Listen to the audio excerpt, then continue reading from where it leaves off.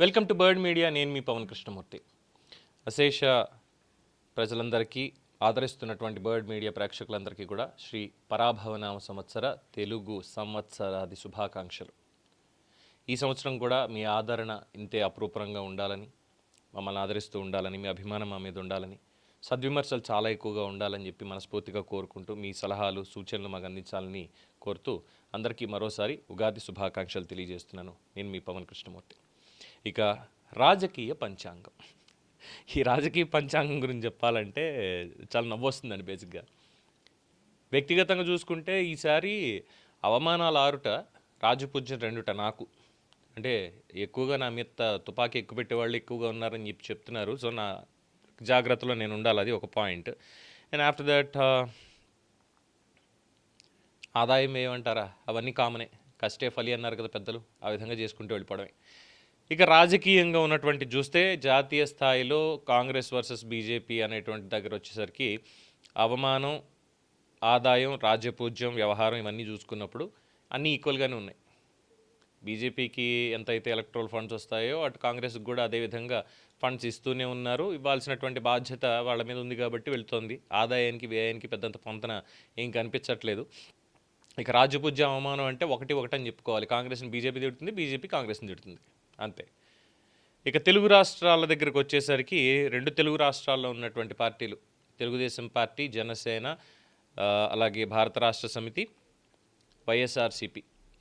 అంటే కాంగ్రెస్ జాతీయ పార్టీ కాబట్టి ఇక్కడ కూడా కాంగ్రెస్ని ఏపీ తెలంగాణ అనేది చూసుకోవాలి, అలాగే బీజేపీ కూడా తెలంగాణ ఏపీ అనేది చూసుకోవాలి. ముందుగా తెలంగాణకు సంబంధించినటువంటి ఈ రాజకీయ పంచాంగాన్ని చూస్తే ఇక్కడ కూడా అవమానం అనేటువంటిది ఇద్దరికీ కామన్గానే ఉంది. కాకపోతే బీఆర్ఎస్కి ఇంకోటి ఎక్కువగా ఉంది.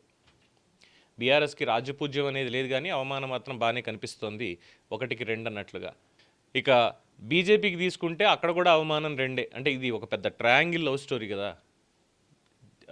తెలంగాణలో కాంగ్రెస్ పార్టీకి బీఆర్ఎస్కి లింక్ ఉందని బీజేపీ అంటుంది, బీజేపీకి బీఆర్ఎస్కి లింక్ ఉందని కాంగ్రెస్ అంటుంది, కాంగ్రెస్ బీజేపీ కలిసిపోయాయని బీఆర్ఎస్ అంటుంది. సో ఎవరికి వారే యమునా తీరే అన్న విధంగా వీళ్ళకి రాజ్యపూజ్యాలు, అవమానాలు బాగానే ఉన్నాయి. కాకపోతే బీఆర్ఎస్కి గడ్డు కాలం చాలా ఎక్కువగానే నడుస్తుంది. బీజేపీ బలపడడం అనేటువంటిది చూస్తే బలపడడం పక్క నుంచి ఉన్నవాళ్ళు పోకుండా చూసుకుంటే మంచిది అనేది పెద్దలు చెప్తున్నటువంటి అంశం. ఇక కాంగ్రెస్ పార్టీని తిట్టడానికో తనడానికో ఎవరో పక్క నుంచి రావక్కర్లేదు. బీజేపీనో బీఆర్ఎస్ సొంతంగా పార్టీలో ఉన్నటువంటి నేతలే చాలు. దాన్ని రేవంత్ రెడ్డి మరి ఎలా ఎదుర్కొంటారు? ఒక పక్కన ఆర్థికపరమైనటువంటి ఒత్తిళ్లు ఇవన్నీ కూడా ఉన్నాయి.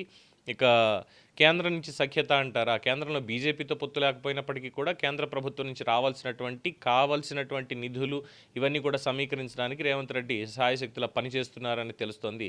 ఈ పని చేస్తున్నారు అన్నటువంటి పాయింట్ దగ్గరికి వచ్చేసరికి ఒక పక్కన హైడ్రా, ఇంకో పక్కన మూసీ రివర్ డెవలప్మెంట్, తర్వాత ఇతరత్ర ఉన్నటువంటి అంశాలు పాజిటివ్గా కనిపిస్తున్నా చెయ్యనటువంటి పనులు, తప్పు చేసినటువంటి వాళ్ళని ఇంకా శిక్షించకపోవడాలు అనేటువంటిది అవమానంగానే భావించాల్సి వస్తుంది. సో ఆ పాయింట్ ఆఫ్ వ్యూలో అవమానం అనేది ప్రజల నుంచి ఎదురవుతోంది. ఇక ఆంధ్రప్రదేశ్కి సంబంధించినటువంటి రాజకీయ పంచాంగాన్ని చూస్తే కూటమికి శత్రువులు ఎక్కడో లేరు, కూటమిలోనే ఉన్నారు అనేటువంటిది వాళ్ళకి తెలుసో లేదో ప్రజలకైతే తెలుసు. కొంతమందిని జాగ్రత్తగా చూసుకోకపోతే ఇబ్బందులు తప్పవు. ఎందుకంటే కొన్ని సంఘటనలు ఇవన్నీ కూడా కూటమిలో ఉన్నటువంటి నేతలు, కష్టపడి పనిచేస్తున్నటువంటి నేతలు, వాళ్ళకి ఆ ఫలితం లేకుండా చేస్తున్నాయి, జాతీయ స్థాయిలో పరువు తీస్తున్నాయి అనేటువంటిది. అది జనసేనకైనా తెలుగుదేశం పార్టీకైనా. బీజేపీ ఆటలో అట్టిపండులాగా ఏదో ఉన్నామంటే ఉన్నాం అనేటువంటి విధంగా ఒక మంత్రి గారు ఉన్నారు కాబట్టి వాళ్ళ పనులు వాళ్ళు చేసుకుంటున్నారు అనేది ఉంది. కూటమికి సపోర్ట్గా మాట్లాడటం, కూటమిలో ఉన్నాం కాబట్టి ప్రత్యర్థుల మీద ఆరోపణలు కాదు, ఆధారాలు ఉన్నప్పటికీ కూడా వాళ్ళ మీద ఎందుకని సైలెంట్గా ఉంటున్నారు అంటే, మేము జాతీయ పార్టీ అనేటువంటి భావన ఉంటే జాతీయ పార్టీకి జాతీయ రాజకీయాలు చేసుకోవాలి, రాష్ట్ర రాజకీయాలు అవసరం లేదు. అది బీజేపీ వాళ్ళు తెలుసుకోవాలంటున్నారు. ఇక తెలుగుదేశం పార్టీ కాస్త భజన బృందాలని పక్కన పెట్టేసి కష్టపడుతున్నటువంటి దాన్ని, కష్టపడేటువంటి వాళ్ళని పక్కన పెట్టుకుంటే బాగుంటుంది అనేది కార్యకర్తలు చెప్తున్నారు. పాత వాసనలు అవసరం లేదు, ఉన్న నిబద్ధతతో చేస్తే చాలని. ఇక జనసేనకి చెప్పాల్సింది ఏం లేదు, కమిట్మెంట్. కష్టపడి పని చేస్తున్నారు, కాకపోతే ఆ కష్టం అనేటువంటిది బూడిదలో పోసిన పన్నీరు చేస్తున్నారు కొంతమంది నేతలు. మరి వాళ్ళకి సంబంధించి చర్యలు తీసుకోకపోతే భవిష్యత్తులో ఇబ్బంది పడాలి. బట్ ఓవరాల్గా చూసినప్పుడు కూటమి బలంగానే కనిపిస్తోంది అనేది అందరికీ తెలిసిందే. ఇక వైసీపీకి ఆదాయానికి ఏం లోటు లేదు, ఏ రకంగా అయినా ఆదాయం వస్తూనే ఉంటుంది. అధికారంలో ఉన్నా లేకపోయినా. ఇక అవమానాలంటారా మాకేం కొత్త కాదు. ఎవరు అవమానించినా ఏం చేసినా అవన్నీ మాకు కామన్‌గా వచ్చేసేవే.